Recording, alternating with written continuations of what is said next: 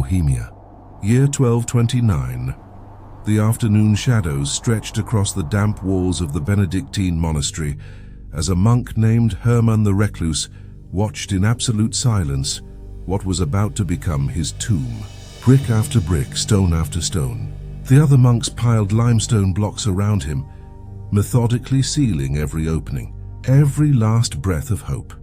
His sentence had been clear: immurement, not a quick death, not the mercy of beheading or even the purifying pyre. No, Hermann would be walled up alive, forced to remain standing inside a space no larger than a vertical coffin, while life slowly abandoned him. Days, perhaps weeks of agony, cutting cold, unbearable thirst, devastating hunger, and eventually the rats. This was the punishment reserved for the worst sinners, and Hermann's crimes against God were indeed terrible. But as he watched the daylight diminish through the ever-shrinking opening, as he felt the air grow heavy and thin, Hermann had an idea. A desperate idea. An impossible idea. Wait! His voice echoed, making the monks pause their macabre work. The abbot approached the opening, his old eyes studying Hermann with a mixture of pity and revulsion. "Speak quickly, condemned brother. Your words will not change God's sentence." Hermann took a deep breath. Everything depended on what he would say next. "Make me an offer. Free me from this condemnation. Grant me just one night, and before the sun rises again, I will produce for this monastery a manuscript that will be the glory of all Christendom. A book containing all existing knowledge in the known world." Silence, then laughter. Laughter that echoed through the stone walls like the cawing of crows. "All the knowledge in the world." The abbot shook his head in disbelief. "Hermann, you've lost your mind along with your soul. A manuscript of that magnitude would take 3 decades to complete. 30 years of continuous work by an experienced scribe. You have until dawn, 12 hours, perhaps less." "I know it seems impossible," Hermann insisted, his voice now firm, laden with a certainty he himself didn't fully understand. "But if I succeed, if I deliver this complete manuscript at dawn, will my sentence be annulled?" The abbot exchanged glances with the monks around him. They whispered among themselves. A manuscript of that caliber would be priceless. It would bring prestige to the monastery, attract scholars from all over Europe, guarantee royal patronage.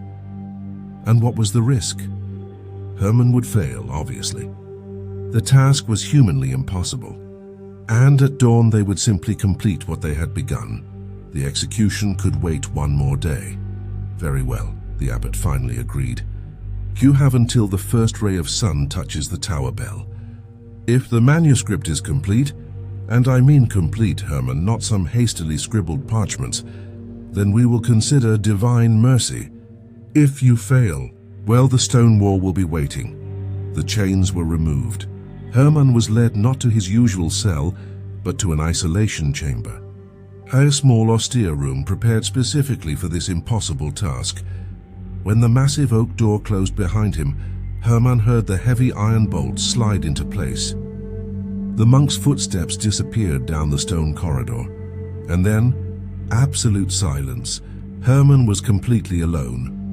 The chamber of condemnation, the chamber measured exactly 1.8 meters by 2.4 meters. Hermann had measured mentally as soon as he entered. Cold stone walls that seemed to suck all warmth.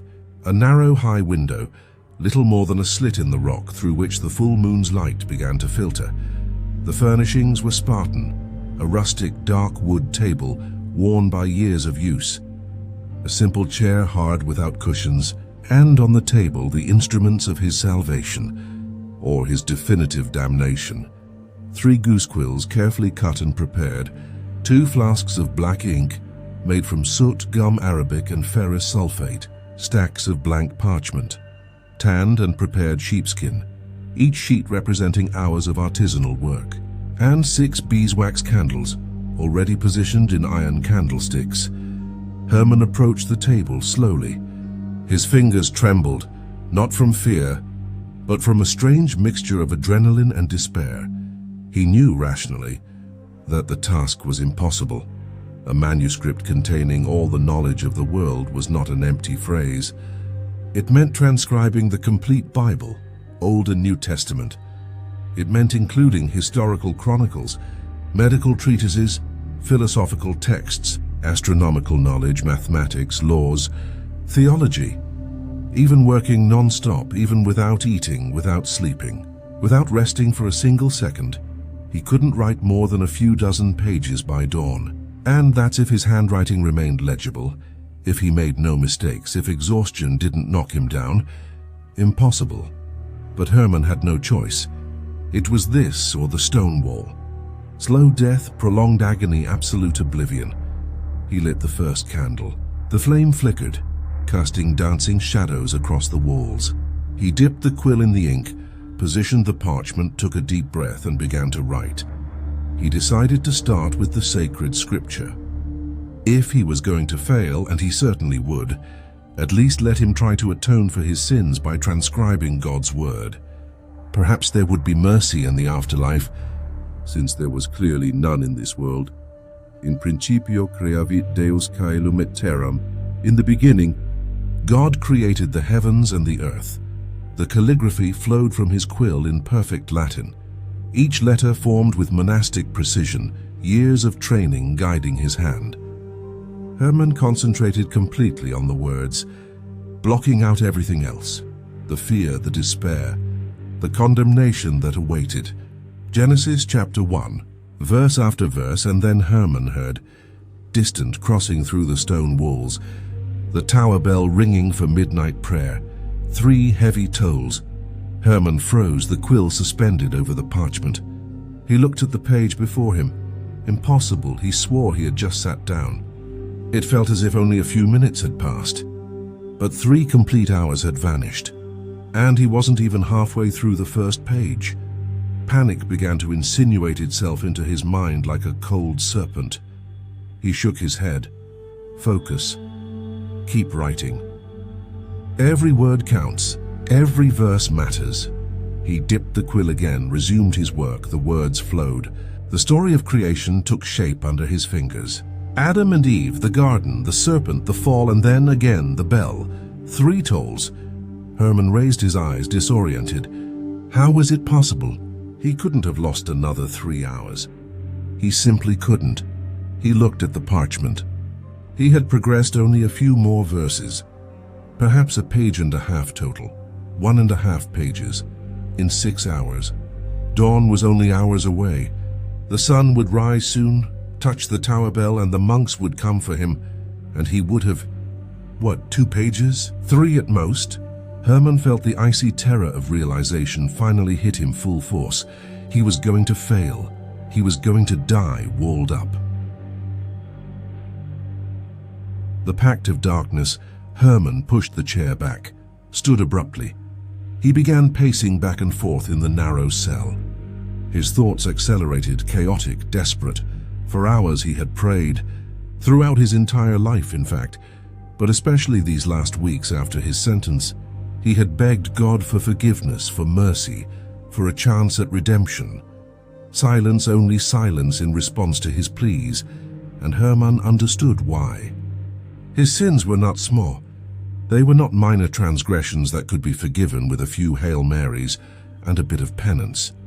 Envy that corroded his soul when he saw other monks receive praise for works he knew were inferior. Lust that tormented him in the silent hours of the night. Impure thoughts about forbidden things. Fornication, yes, even within the sacred walls of the monastery, he had broken his vows of chastity. And other sins. Worse sins. Sins he couldn't name even in thought. God didn't hear him because God had abandoned him. So if the Creator didn't answer, Herman stopped pacing. A terrible idea, blasphemous, impossible to consider, began to form in his mind. If God didn't hear him, perhaps another entity would. No. He couldn't. This would be absolute eternal damnation. Not just physical death, but perpetual damnation of the soul. But Herman was already damned, wasn't he?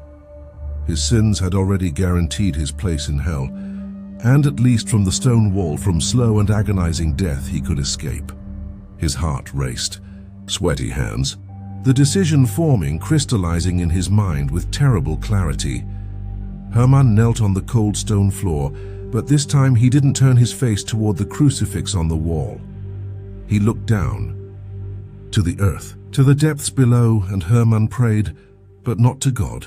Satan, his voice was a hoarse whisper laden with fear and despair. Lucifer, Prince of Darkness, Lord of the Abyss. He paused, almost giving up, but then he thought of the stone wall, the narrow space, the slow death. If you can hear me, if you have power in this world, I will make a pact. I will give anything. My soul, my eternal existence, everything I am and everything I could be. In return, let me live. Let me complete this manuscript.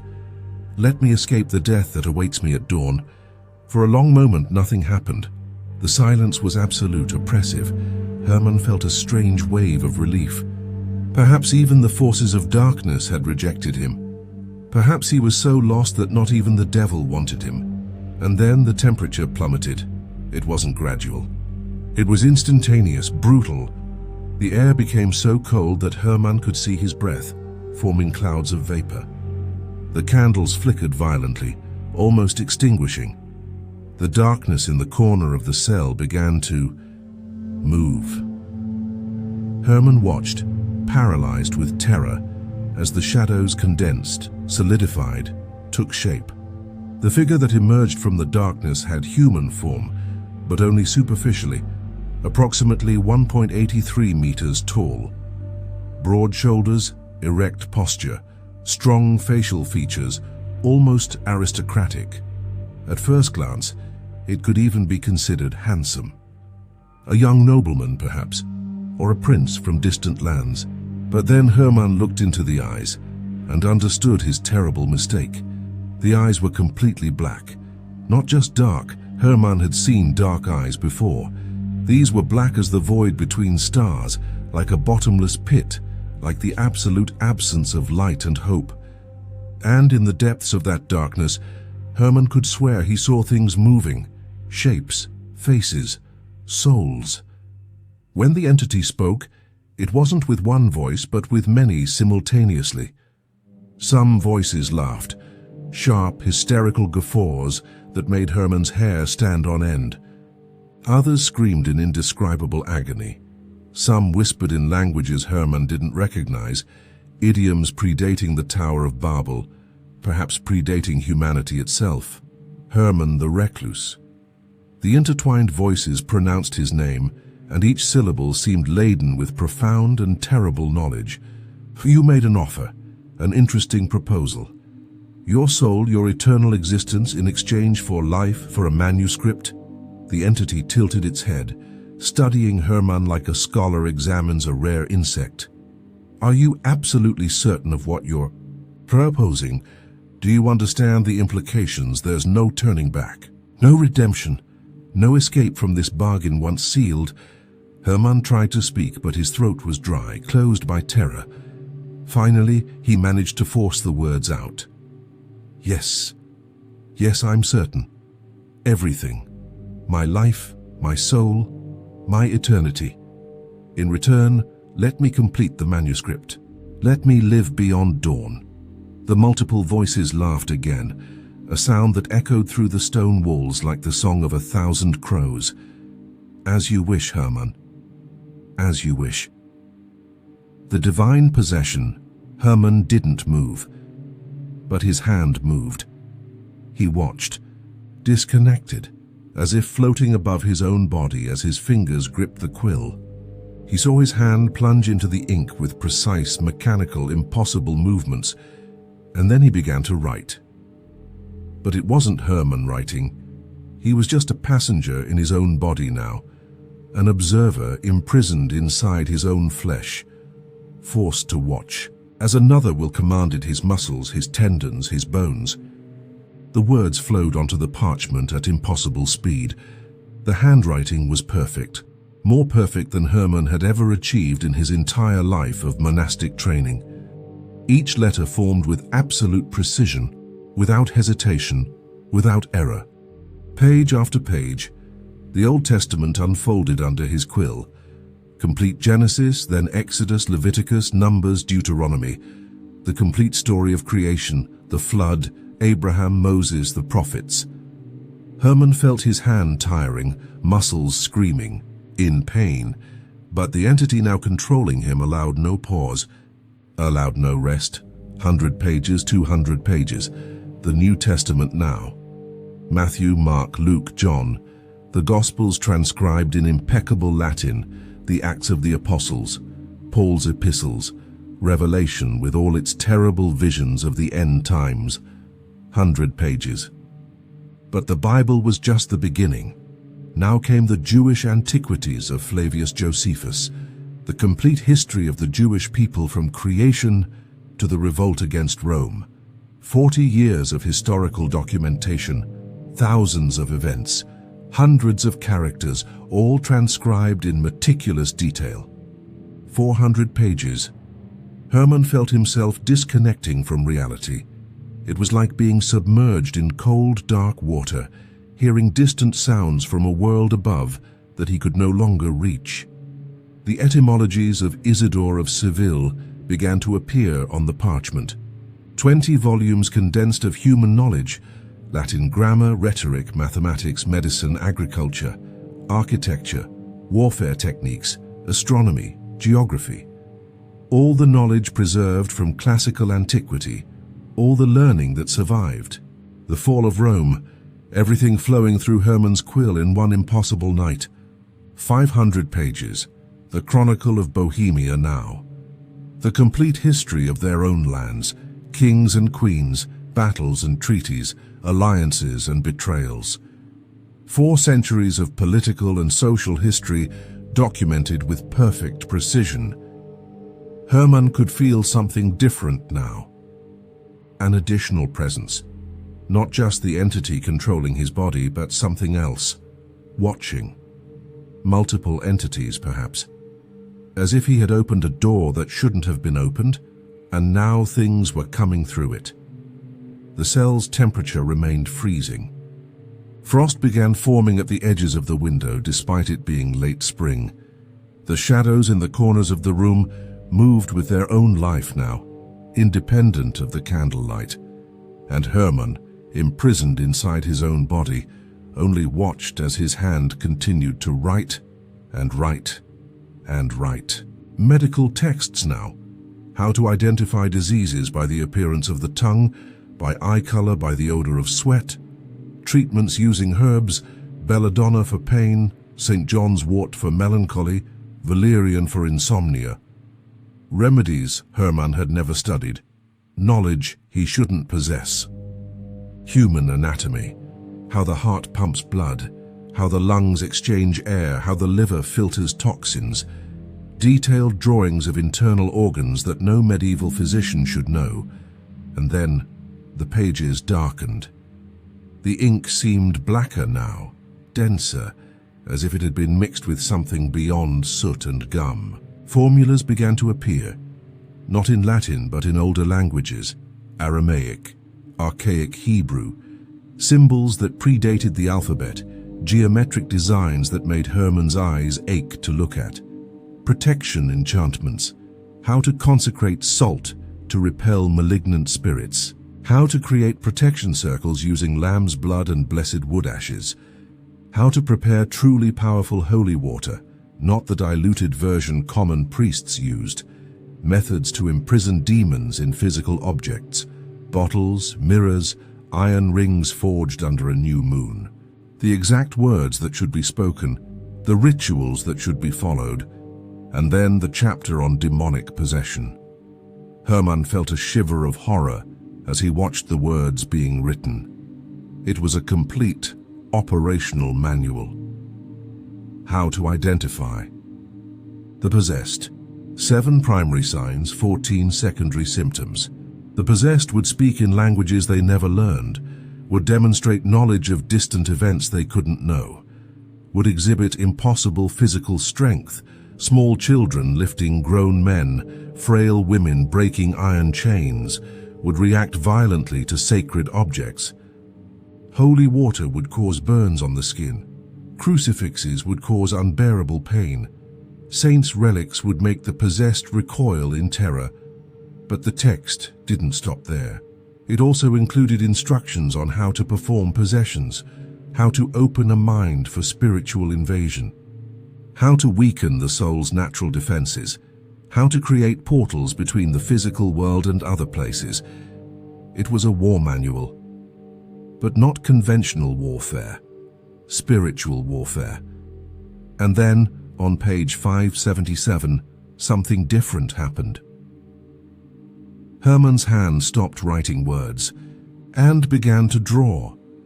Hermann watched, horrified and fascinated, as his hand drew. The emerald green face emerged first.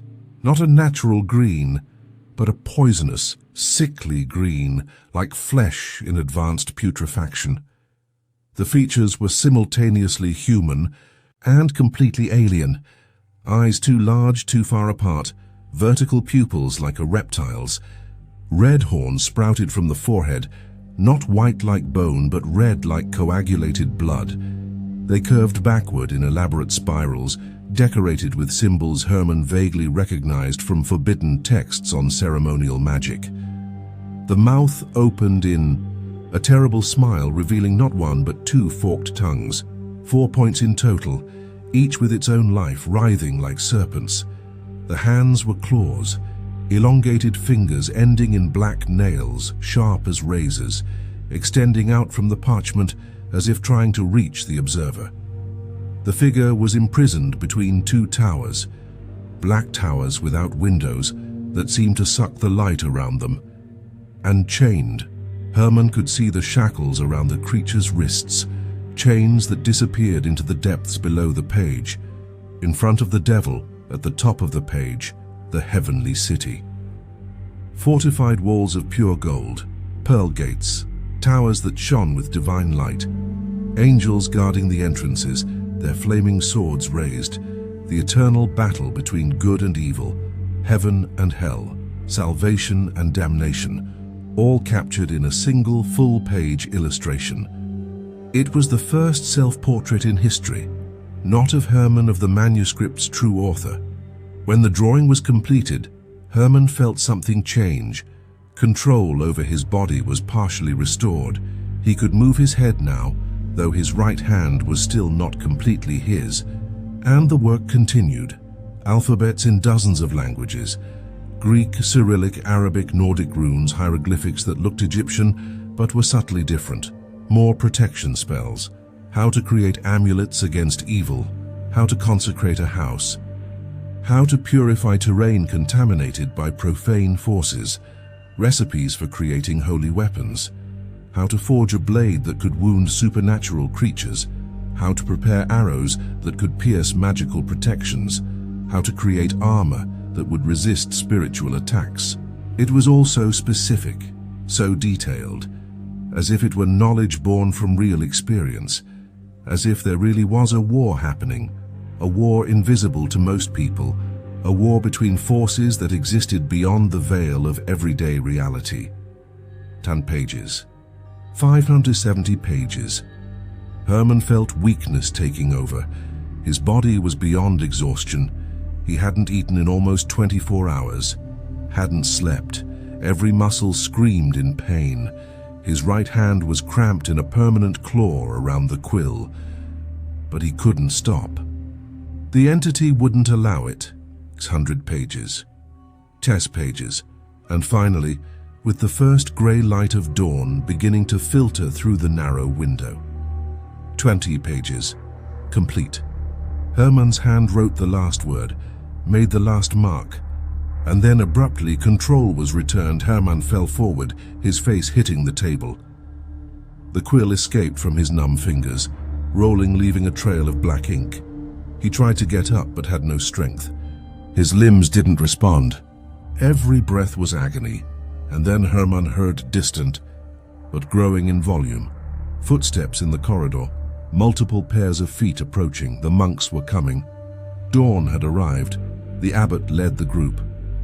Behind him, 6 monks holding torches, their expressions a mixture of curiosity and morbid expectation. None of them really expected to find the complete manuscript. They came to get Hermann to complete his execution. The bolt was removed. The massive oak door opened with a creak, and there was Hermann fallen over the table, face pale as death, completely motionless.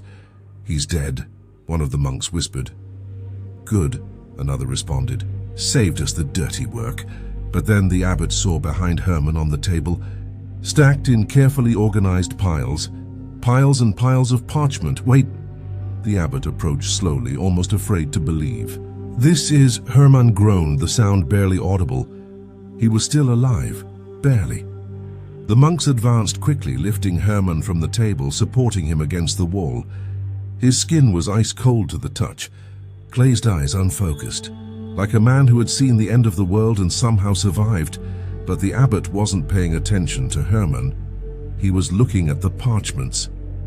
"Bring light. More light. I need to see this."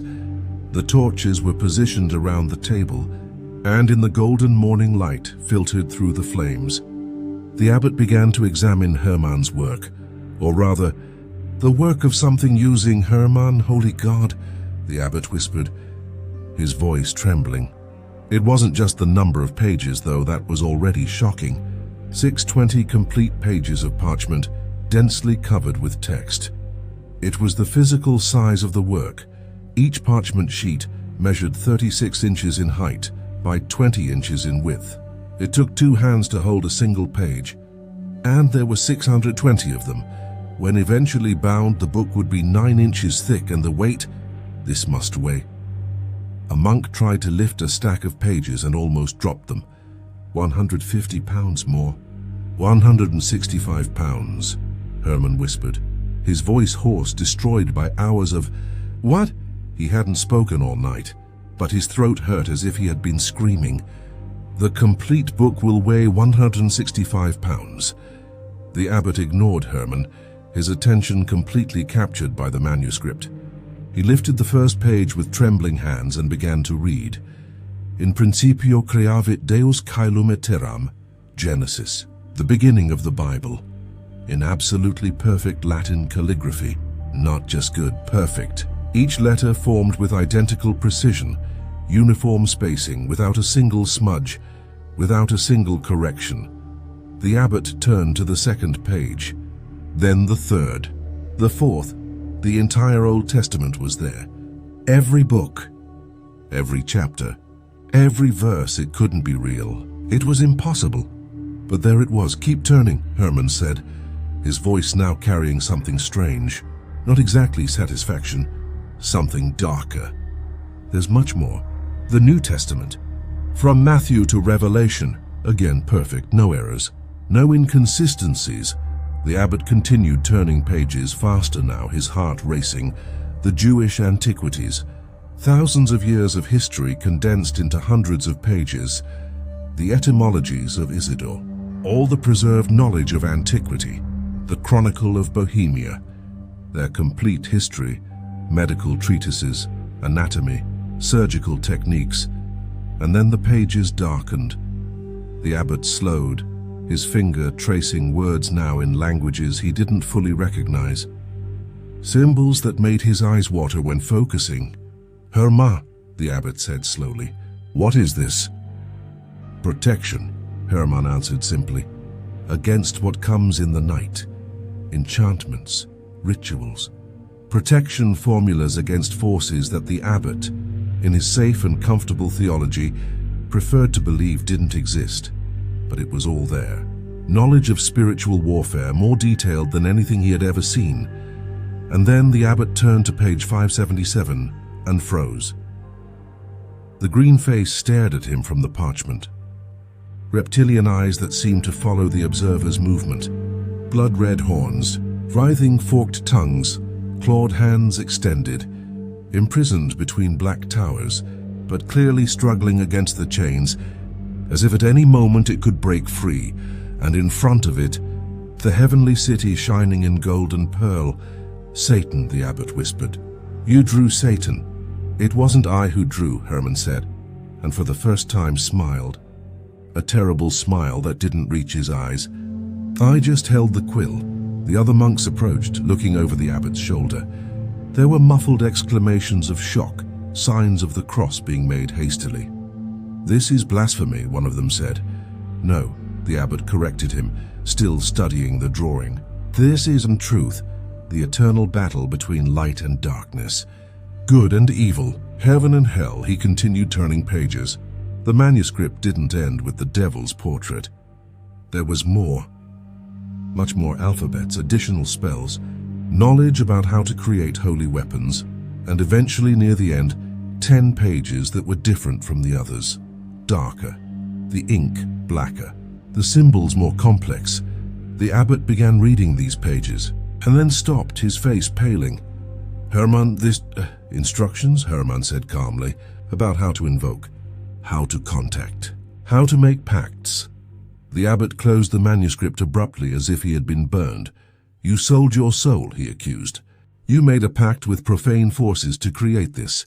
Hermann didn't deny it, just nodded. But I fulfilled my part of the bargain. The manuscript is complete. All the knowledge of the world as I promised. Before dawn, the abbot looked at the window. The sun was just beginning to appear on the horizon. Technically, Hermann had met the deadline. This, the abbot gestured to the stacks of parchment. This is a masterpiece. It will be the glory of our order. Scholars will come from all over Europe to study it. Kings and popes will desire to possess it. He paused, considering. But it's also dangerous. It contains knowledge that could destroy souls.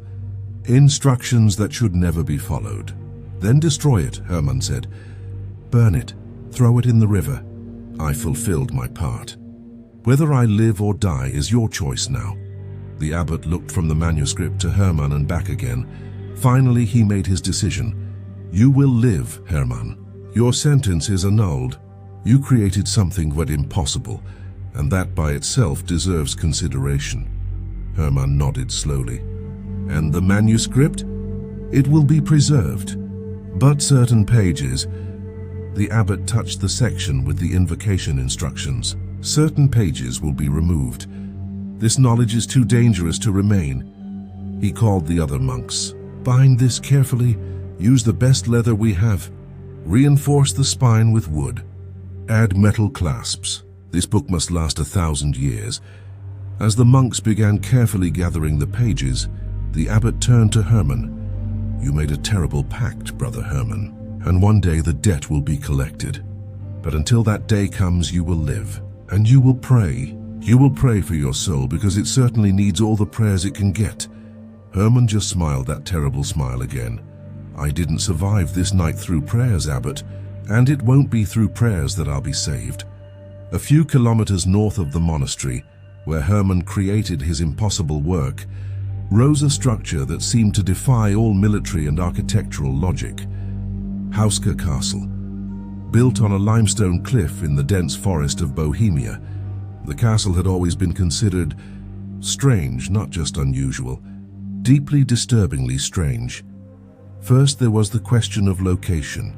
Medieval castles were built with specific strategic purpose. They protected important trade routes, guarded mountain passes, controlled navigable rivers, defended territorial borders. Hauska Castle did none of this. It wasn't near any main road. There were no trade routes nearby, no significant water source, no river, no lake, not even a functional well. There were no agricultural lands around to sustain a garrison. From a military perspective, the location was useless. Worse than useless, it was strategically disadvantageous. Perhaps it was a summer residence, scholars suggested over the centuries, a hunting retreat for nobility. But that didn't explain the second strangeness of the castle, its architecture. There was no kitchen. In a medieval castle, no place to prepare meals for a noble family or a military garrison. There were no adequate sleeping quarters, just a few small chambers, more like cells than comfortable accommodations. There weren't enough stables for war horses or hunting. There were no warehouses to store provisions for a prolonged siege. Hauska Castle wasn't designed to be lived in. It was designed for something else. And then there was the most disturbing design element of all, the fortifications. Every medieval castle had defensive walls, watchtowers, crenellations for archers, reinforced gates. Hauska Castle had all of this, But they faced the wrong way. The defenses didn't point outward to protect against external invaders. They pointed inward, toward the central courtyard, as if the castle hadn't been built to keep enemies outside, but to keep something imprisoned inside. Even before the castle existed, the area was known among local inhabitants and feared. In the center of what would eventually become the castle's courtyard, there was a natural fissure in the limestone, an opening in the ground that descended into the depths of the earth. The locals called it Brana do Pekla, the gateway to hell. The legends about the hole were ancient, predating Christianity, predating even written records of the region. Pagan tribes that inhabited the Bohemian forest 1,000 years before Hermann was born already told stories about the abyss. They said the opening was created during the first days of creation. When God cast Lucifer and his rebel angels from heaven, they fell with such force that they pierced the earth itself. And where they fell, they created a wound in reality, a crack between the world of the living and other places. The villagers conducted their own experiments over the centuries. They threw stones into the hole, large stones that should make noise when hitting the bottom. They stood in silence around the opening, listening. Nothing. No sound of impact, never. Brave men or desperate ones descended tied by ropes. They descended 50 feet, then 100 feet, then 200 feet. No matter how far they descended, they never reached the bottom. Eventually the rope simply ran out, or the man screamed to be pulled back up. Those who descended deeper returned, changed. White hair where before it had been dark. Faces aged decades in minutes. Wild eyes, ranting about things they had seen in the depths. Shapes that shouldn't exist. Sounds not of earthly origin. A sense of vast and ancient presence watching from below. Some never returned completely. Their bodies were pulled back to the surface, but their minds remained below. They spent the rest of their lives in asylums, screaming about eyes in the darkness. But the worst were the sounds that came from the hole, especially at night. Whispers in dead languages. Screams that echoed as if coming from thousands of throats simultaneously. Laughter that made blood run cold. And sometimes, just sometimes, words in recognizable languages. Names of people who were still alive. Secrets that had never been. Shared prophecies about deaths yet to happen. The local tribes tried to seal the hole several times over the centuries. They threw stones, earth, even corpses of sacrificed animals into the opening, hoping to fill it. Nothing worked. The hole swallowed everything, remaining always open, always hungry. Eventually, they stopped trying to seal it. Instead, they built fences around it, warning signs. Parents told children to never ever approach that part of the forest, but some still did, and some never returned. In Hermann's time, at the beginning of the 13th century, the situation had become desperate. Something had changed. The hole, which for centuries had been a frightening, but generally inactive location, suddenly became active. Entire villages in the Bohemian forest began reporting disturbing incidents. Cattle found dead in the fields at dawn. Not just dead, completely drained of blood without a drop remaining. Their bodies twisted in impossible positions, as if they had died in extreme agony. Children disappearing during the night. Their beds empty in the morning, windows opened from inside, footprints leading to the forest that simply stopped, as if the child had been lifted from the ground by something that flew. Travelers who ventured through forest paths after sunset were found days later. Or rather, pieces of them were found, scattered for miles as if something had played with their bodies like a cat plays with a mouse. The survivors, the few who managed to escape encounters with whatever was out there, told consistently disturbing stories. Creatures that moved in the shadows between trees, larger than men, faster than natural animals. Eyes that glowed red in the darkness, voices that called their names with the voices of dead loved ones, figures that looked human from a distance, but when you got close, were wrong proportions. joints that bent the wrong way, too wide smiles with too many teeth. The local clergy did what they could. Priests performed exorcisms in houses where paranormal activity was reported, blessing fields where cattle died, religious processions through affected villages, carrying saints' relics, sprinkling holy water. It worked sometimes temporarily, but whatever was coming out of that hole in the forest was much stronger than conventional prayers and standard church rituals. No army could fight this. How do you kill something that isn't physical? How do you defend against enemies that can pass through walls, that can't be hurt by swords or arrows? This was spiritual warfare, and the church was losing. That's when someone remembered the manuscript. Herman the Recluse had created something impossible several years before. A massive book containing supposedly all the knowledge of the world, but more importantly, it contained specific knowledge about spiritual warfare, how to identify demonic possession, how to create protective barriers, how to forge weapons that could wound supernatural entities, how to perform truly effective exorcisms. Not just the superficial rituals most priests knew.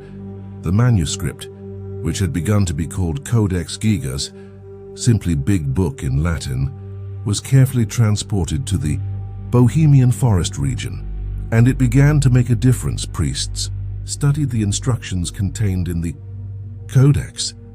They learned the correct rituals, the exact words of power, the protection symbols that actually worked.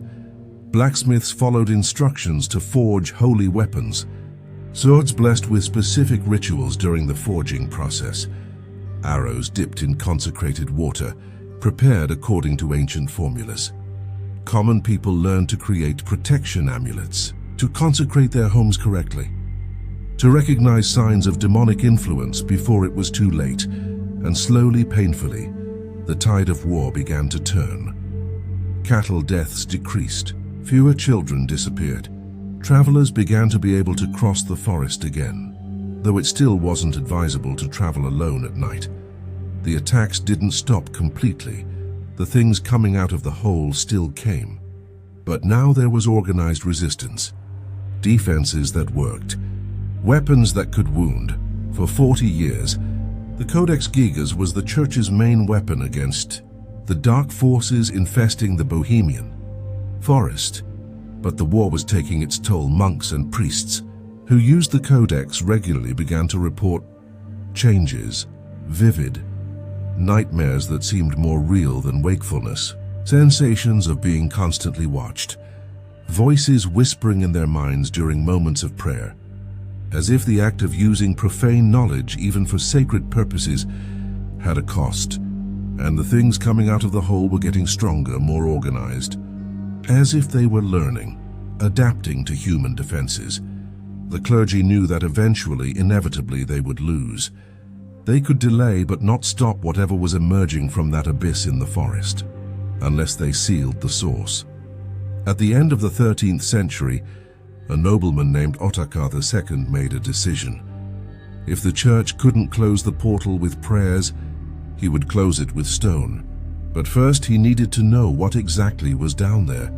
So Ottokar ordered that condemned prisoners be brought from the dungeon of his main fortress, men who would be executed for serious crimes anyway.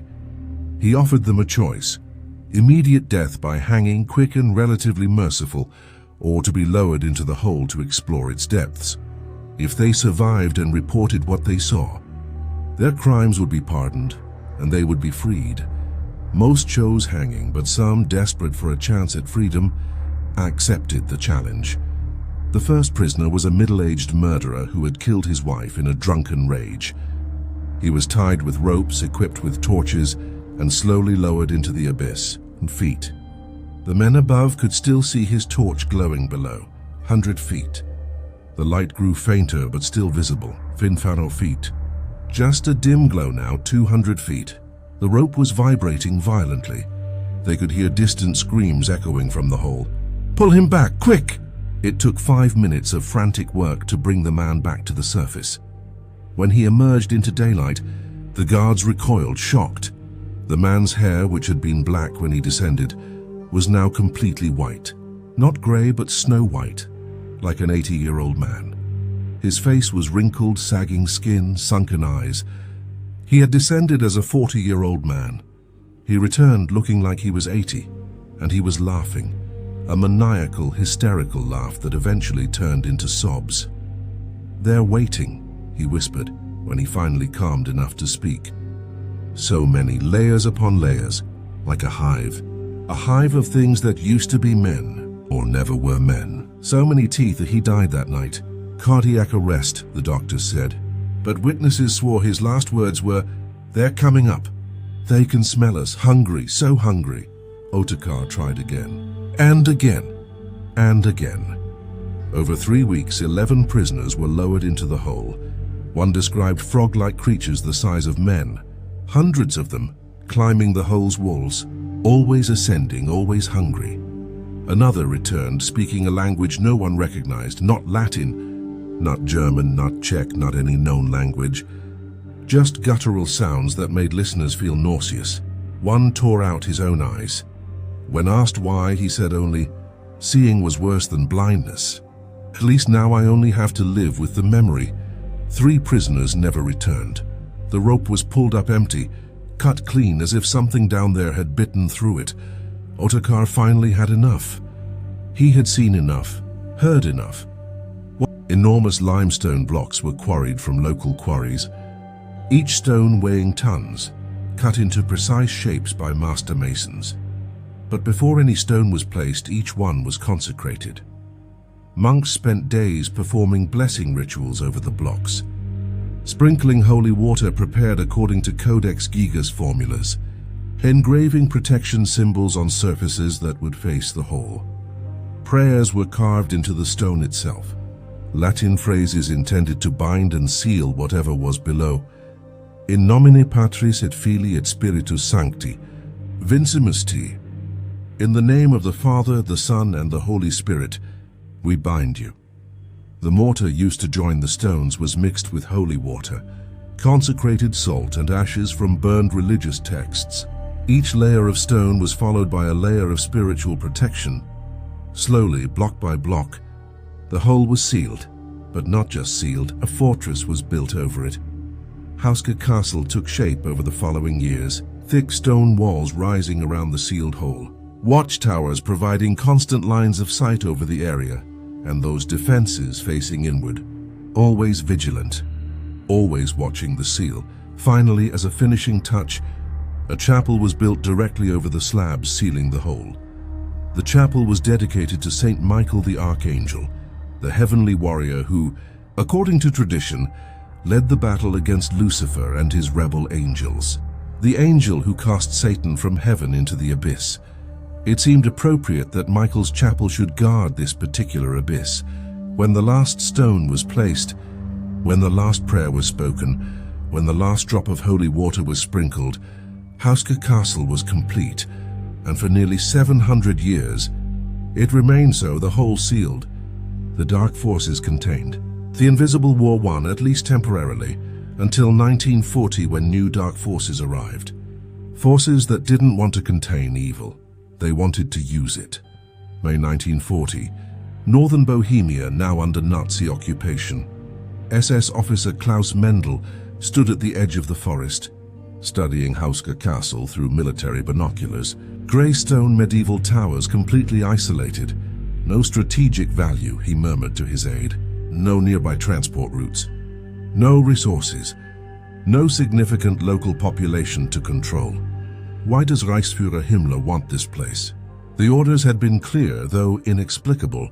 Secure the castle. Excavate the chapel floor.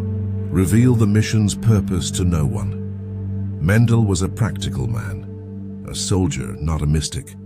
He didn't believe in Himmler's occult obsessions, all that nonsense about ancient artifacts, magical manuscripts, portals to other realms, primitive superstition. But Himmler was his superior. And in the SS, orders were followed without question. The SS convoy arrived at the castle with 40 men and heavy equipment, radar, medical instruments, cameras, excavation tools, and prisoners. Many prisoners.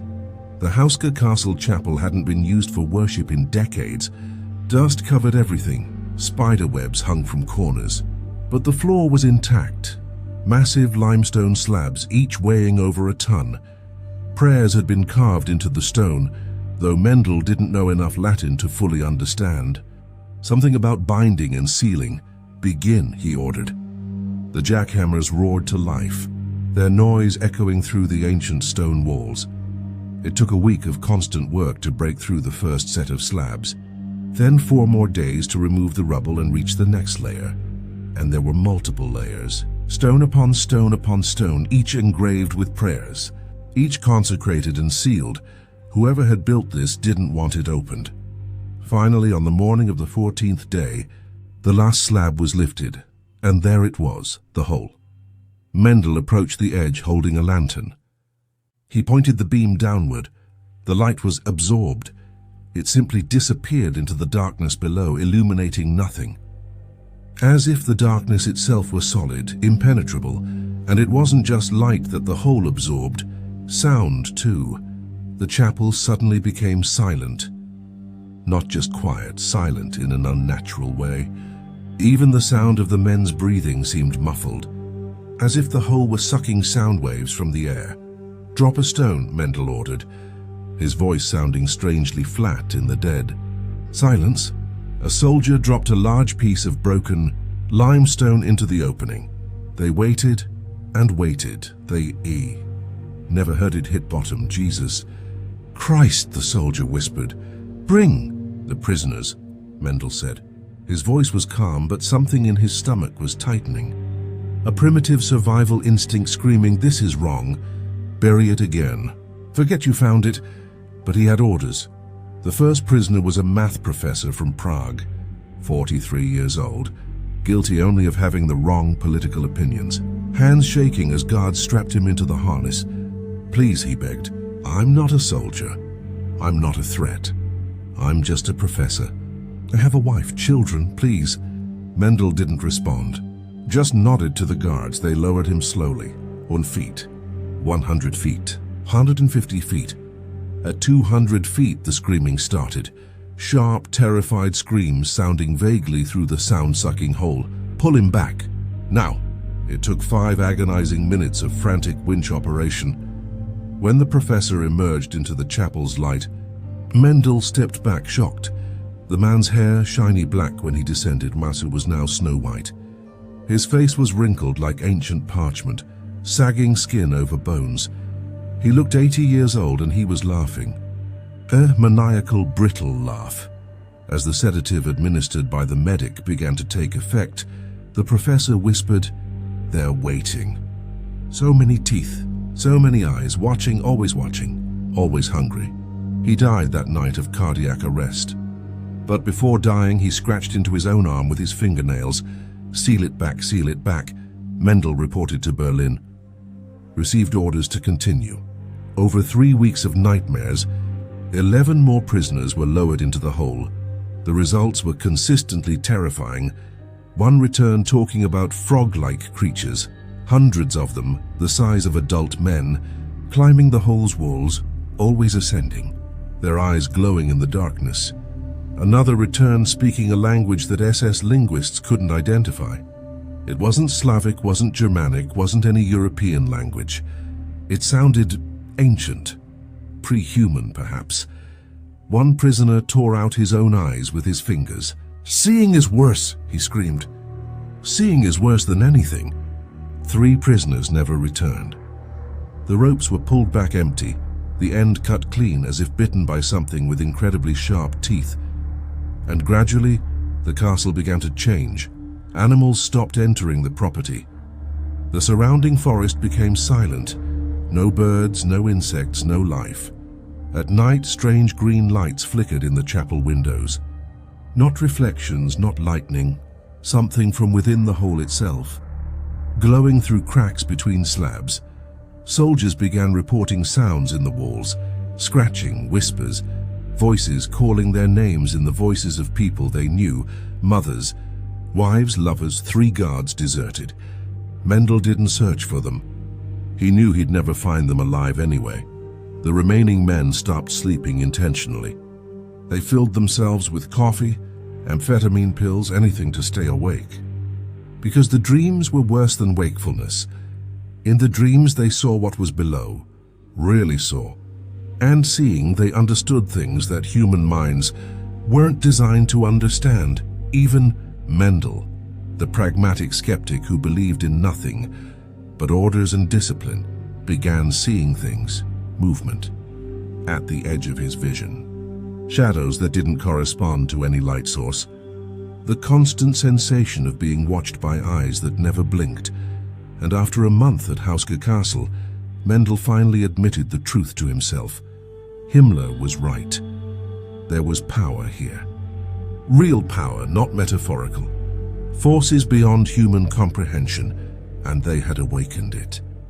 January 1945. The orders came from Berlin. The Allies are coming. Destroy everything.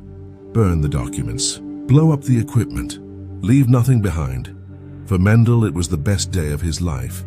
He personally supervised the destruction of every research file.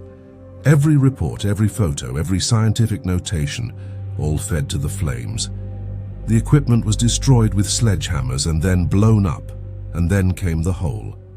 Mendel ordered concrete to be poured. Tons of concrete, filling the opening, sealing whatever was down there. A titanium plate was welded over the concrete. Not steel, titanium, the strongest metal available. Steel locks were bolted through the plate into support beams deeply buried in the surrounding walls. And finally, as a final terrifying insurance, Mendel ordered landmines to be planted throughout the property. Not to protect the castle from invaders, to ensure no one would ever dig there again. When the work was completed, Mendel looked at the castle one last time. "Burn it," he said. "Sir, burn the castle. All of it." "But sir, the orders were only to destroy the research." Mendel grabbed the young officer by the collar. His eyes, a month before so cold and professional, were now wild, terrified. "You spent one night here. One. I spent weeks. I saw what's below. And I promise you, soldier, leaving this place intact is condemning countless future generations. Burn it now." They didn't burn the castle, but Mendel made sure the hole was sealed in a way that would make future excavation nearly impossible. To this day, 80 years later, the landmines are still there. So, what's real? What can we actually verify? The Codex Gigas is absolutely, unquestionably real. Hermann the Recluse existed. He signed the Codex, but there's no historical record of him being sentenced to immurement or making an impossible pact. The legend of the manuscript in one night emerged hundreds of years after the Codex was created. Carbon dating confirms the book took approximately 20 to 30 years to complete, not one night. That's the realistic timeline for a project of this magnitude. The handwriting consistency that seems impossible is actually evidence of methodical work, not desperate rush.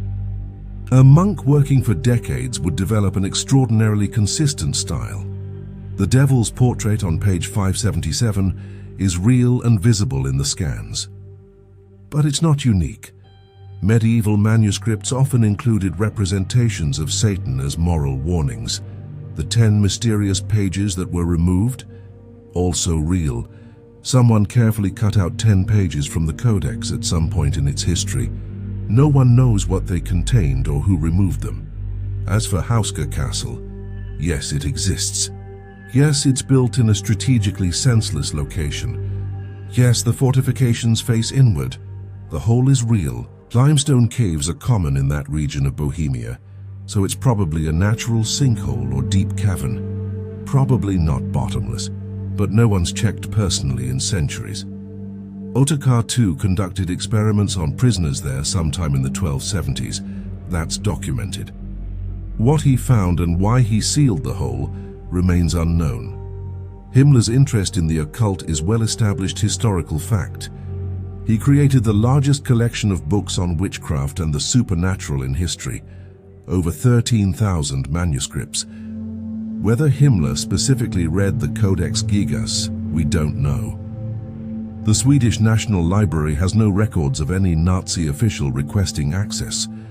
But the SS occupation of Huska Castle is verifiable, the destruction of records is verifiable, and the landmines around the property, still there today, are very real.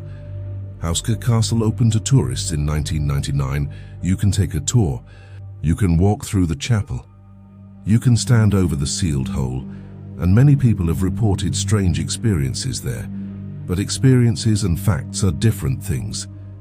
So, how do we explain the Codex Gigas? Why create such a strange book? So immense, so filled with dark knowledge. The answer may lie in understanding the medieval era.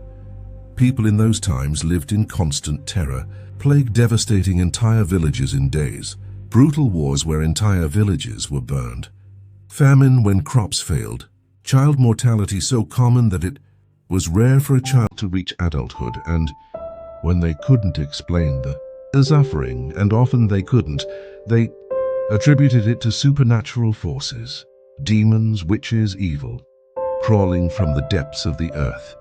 Naming the evil made it less terrifying. Creating a manual to fight it gave people a sense of control in a chaotic world. The Codex Gigas didn't survive by chance.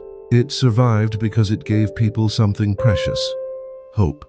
If there was a book explaining how evil worked, then evil could be understood. And if it could be understood, it could be fought. And if it could be fought, it could be defeated.